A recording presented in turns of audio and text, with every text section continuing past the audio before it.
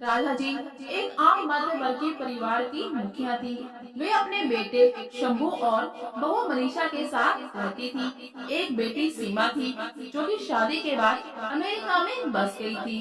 राधा जी के पति की मृत्यु बहुत समय पहले हो चुकी थी। शंभू और मनीषा की शादी को 5 साल हो गए थे, लेकिन अब तक उनकी कोई संतान नहीं थी। राधा जी की बहू मनीषा भी जॉब करती थी, जो कि राधा जी को बिल्कुल भी नहीं सुहाता था। वे जल्द से जल्द दादी बनना चाहती थी, लेकिन मनीषा और शंभू यह अच्छी तरह से जानते थे कि अभी मनीषा का जॉब करना कितना जरूरी था।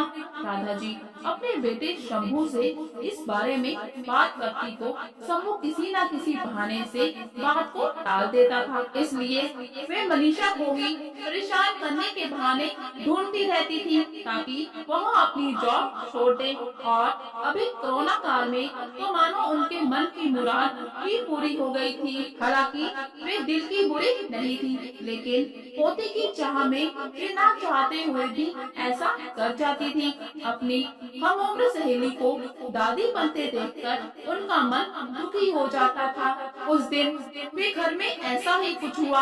ऑफिस में काम की वजह से मनीषा देर तक सोती रही और राधा जी को अच्छा खासा मौका मिल गया। ये क्या बहू अभी तक सो रही हो? पता है सुबह के 10 बज गए हैं। शंभू भी बेचारा कब से उठकर ऑफिस के काम पर लग गया है और तुम हो कि अभी तक सोई पड़ी हो। चलो अब उठकर सबके लिए चाय नाश्ता बना लो। मुझसे कुछ हो नहीं पाता है, वरना मैं तो तुम्हारे भरोसे कभी ना रहती, खुद ही सब कर लेती। सॉरी माँ जी, बहुत देर रात तक काम चलता रहा, इसलिए सुबह सुबह ही सो पाई थी, इसलिए समय का पता ही नहीं चला। आप चलिए, मैं अभी जल्दी से आती हूँ। हाँ हाँ ठीक है, मेरा कुछ नहीं, पर शंभू को देख लो, उसे कुछ चाहिए तो नहीं? कब से उठा है बेचारा। हे भगवान, मुझे जल्दी से ठीक कर दे ताकि मैं ही अपने बेटे का ध्यान रख सकूं। राधा जी ने नाटक के अंदाज में कहा। राधा जी ने अपनी बहू मनीषा को उठाते हुए कहा। मनीषा ने घड़ी देखी तो वाकई 10 बज गए थे। आज उसकी आंख कैसे नहीं खुली। वो जल्दी जल्दी अपने काम निपटाकर हॉल में आई तो शंभू अपने लैपटॉप के साथ ऑफिस के काम कर रहा था। उसने किचन में जाकर चाय नाश्ता बनाया और फिर रात के बर्तन साफ किए और झाड़ू पोछा करके नहाने चली गई। दरअसल कोरोना वायरस की बढ़ती बीमारी की वजह से शहर में पूरी तरह लॉकडाउन किया गया था, इसलिए काम वाली बाई भी नहीं आ रही थी। मनीषा खुद एक इंटरनेशनल कंपनी में काम करती थी। उसका ऑफिस टाइम निश्चित नहीं होता था, अधिकतर उसे रात में देर तक काम करना होता था। कल भी उसका काम देर तक चलता रहा, इसलिए वो देर तक सोती रही। मनीषा नहाकर आई तो देखा कि उसकी सास अपने कमरे में अपनी सहेली से फोन पर बात कर रही थी। बातचीत में अपना नाम सुनकर मनीषा सास की बात सुनने लगी। अरे शारदा, तुम भी अपनी बहू को ज्यादा सर पर मत बैठाओ। बहू को ज्यादा उड़ने दोगी तो कल को अपनी नौकरी के चक्कर में वह तुम्हें ही घर की नौकरानी बनाकर छोड़ेगी। मैं तो भाई शुरू से ही मनीषा की नौकरी करने के खिलाफ थी। अब करे नौकरी शौक से, पर साथ साथ घर के काम भी करी। मैं तो बदन दर्द का बहाना बनाकर बैठ जाती हूँ, नहीं तो सारे काम का बोझ मेरे सिर पर आ गिरता। मैं कोई मुफ्त की नौकरानी थोड़ी हूँ। मैं तो कहती हूँ तुम भी यही किया करो। सास की बात सुनकर मनीषा की आंखों में आंसू आ गए। वो जिस सास को बीमार समझकर उनकी दिन रात सेवा करती है और उन्हें एक गिलास तक नहीं उठाने देती, सारा दिन घर का और रात को ऑफिस का काम करके थकान से चूर होकर भी उफ तक नहीं करती, उसका यह फल मिला है उसे। माना वे मेरी नौकरी के खिलाफ है, मगर यदि घर की किस्त नहीं होती तो वह कभी नौकरी नहीं करती। शंभू का बोझ कम करने के लिए ही तो वह नौकरी कर रही थी। खैर, अभी के मुश्किल समय में वह सास से किसी किसी भी बात पर बहस नहीं करना चाहती थी जिससे घर का माहौल खराब हो। इसलिए वह उनकी बात को नजरअंदाज कर वहाँ से चली गई। लेकिन लेकिन उसकी नजरों में राधा जी की इज्जत जरूर कम हो गई थी। दूसरे दिन सुबह सुबह राधा जी की बेटी सीमा का अमेरिका से फोन आ गया।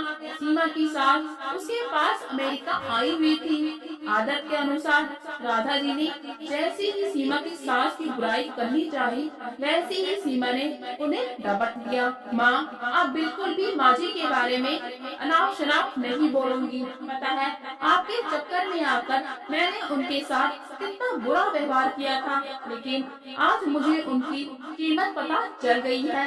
तुम तो उनके यहाँ पर आने के कितने खिलाफ थी, मगर आज अगर वे यहाँ नहीं होती ना माँ, तो ना जाने हमारा क्या हाल होता। तुम्हें तो पता ही है कि मेरा नौकरी करना कितना जरूरी है।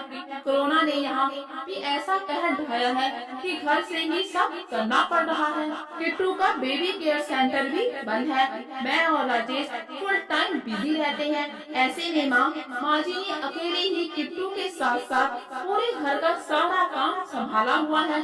मुझे कुछ भी नहीं करने देती। अगर वे नहीं होती तो माँ, हमारा क्या होता, यह सोचकर ही रोंगटे खड़े हो जाते हैं। सच में माँ, वे कोई साधारण महिला नहीं है, बल्कि मेरे लिए वो देवी के समान है। मेरे इतना अपमान करने के बावजूद और सीमा रोने लगी। उसने फोन कट कर दिया। सीमा की बात सुनकर राधा जी की भी आंखें भर आई। उन्हें अपनी भूल का एहसास हो गया था।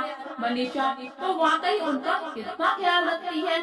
उनकी कड़वी से कड़वी बात का भी बुरा नहीं मानती है, उल्टे जवाब भी नहीं देती। वाकई अभी का समय तो एक दूसरे को हौसला देने का है, सारे गिले शिकवे भूलकर एक दूसरे की मदद करने का है।